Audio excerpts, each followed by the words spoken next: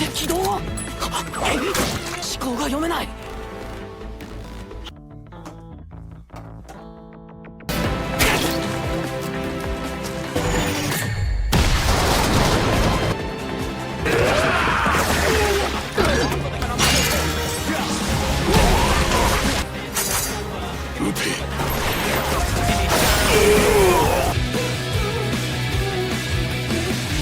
Dulu, ada seorang pembunuh legendaris bernama Taro Sakamoto. Ia pernah dikepung oleh puluhan orang bersenjata yang mencoba membunuhnya. Namun, yang luar biasa, Sakamoto mampu menghadapi mereka semua sekaligus. Tak peduli seberapa banyak musuh yang menyerangnya, ia tidak pernah gentar. Kemampuannya dalam membunuh sudah tidak diragukan lagi, sehingga tak heran jika ia menjadi sosok pembunuh legendaris. Semua musuh yang mencoba melawannya pun dibantai habis tanpa ampun. Taro Sakamoto adalah sosok yang dikagumi oleh para pembunuh bayaran sekaligus ditakuti oleh semua gangster. Namun, segalanya berubah ketika ia bertemu dengan seorang wanita yang membuatnya tergila-gila dan jatuh cinta. Setelah itu, Sakamoto memutuskan untuk pensiun, menikah, dan memiliki seorang putri. Seiring berjalannya waktu, ia pun berubah menjadi pria bertubuh gemuk. Sementara itu, cerita beralih ke seorang pembunuh bayaran bernama Shin, yang memiliki kemampuan esper. Setelah sekian lama mencari keberadaan Sakamoto, ia akhirnya menemukannya di sebuah toko. Saat itu, Sakamoto sempat berpikir untuk menghabisi pengunjung toko yang tampak emosi dengan seorang anak dengan menggunakan ballpoint. Namun, ia mengurungkan niatnya dan hanya memegang tangan orang itu dengan kuat. Entah sejak kapan, Shin sudah berada di dalam toko tersebut dan mampu membaca pikiran Sakamoto. Rupanya, Shin adalah mantan bawahan Sakamoto. Meskipun sudah pensiun, insting membunuh Sakamoto ternyata tidak hilang. Bahkan, yang terlintas dalam pikirannya saat itu adalah menghajar Shin. Setelah itu, keduanya pun keluar dari toko dan mengobrol santai. Shin berusaha membujuk Sakamoto agar kembali menjadi pembunuh bayaran, karena menurutnya, bakat Sakamoto akan sia-sia jika hanya menjalani kehidupan biasa. Padahal, dulu Sakamoto begitu ditakuti oleh semua gangster dan dijuluki sebagai pembunuh bayaran legendaris. Namun, Sakamoto menolak ajakan tersebut dan lebih memilih hidup damai bersama keluarganya. Di tengah obrolan mereka, Shin dengan santainya berniat merokok tanpa memedulikan poster larangan merokok yang terpajang di kaca toko.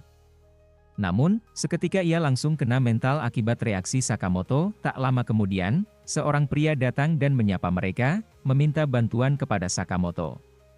Shin mengira pria itu datang untuk memesan pembunuhan dan bahwa Sakamoto menyamar sebagai warga biasa.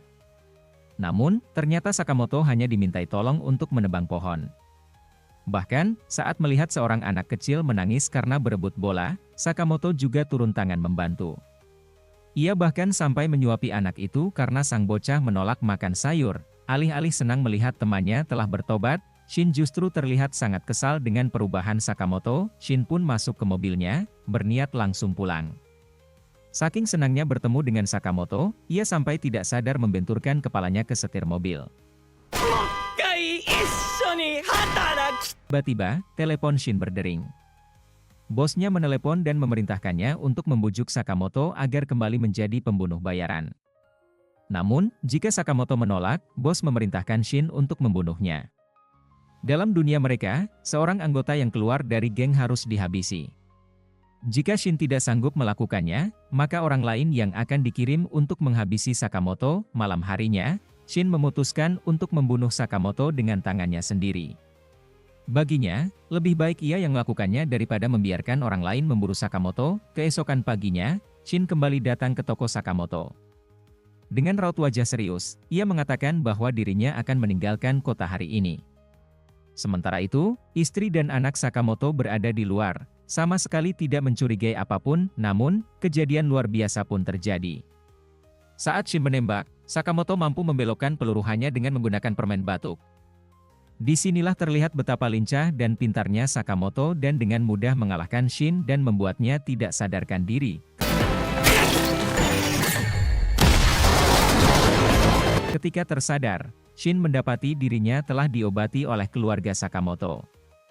Mereka bahkan mengajaknya makan malam bersama. Shin, yang masih kebingungan dengan semua ini, sempat curiga bahwa makanannya telah diracuni. Namun, setelah mencicipinya, Ia baru menyadari betapa lezatnya hidangan tersebut. Setelah makan malam selesai, Sakamoto meminta Shin untuk tidak datang lagi. Beberapa waktu kemudian, Shin memohon kepada bos gangster agar membiarkan Sakamoto tetap hidup. Namun, bosnya menolak dan tetap ingin menyingkirkan Sakamoto. Yang tidak disadari oleh bos itu adalah bahwa Shin adalah seorang esper yang bisa membaca pikiran orang. Mengetahui rencana licik bosnya, Shin pun memberontak dan melawan mereka semua. Di luar dugaan, Sakamoto ternyata mendengar semua percakapan itu sejak tadi. Siapa sangka, di dalam toko kelontongnya, Sakamoto memiliki tempat rahasia untuk menyimpan berbagai senjata.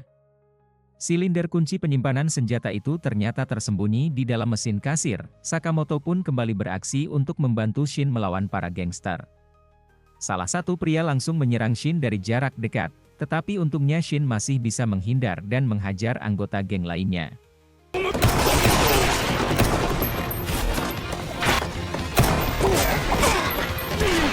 Namun, situasi berubah ketika sebuah peluru mengenai pahanya, membuatnya tak bisa bertarung lebih lama lagi. Namun, tiba-tiba Sakamoto muncul dan membantai semua musuh yang mengepung Shin.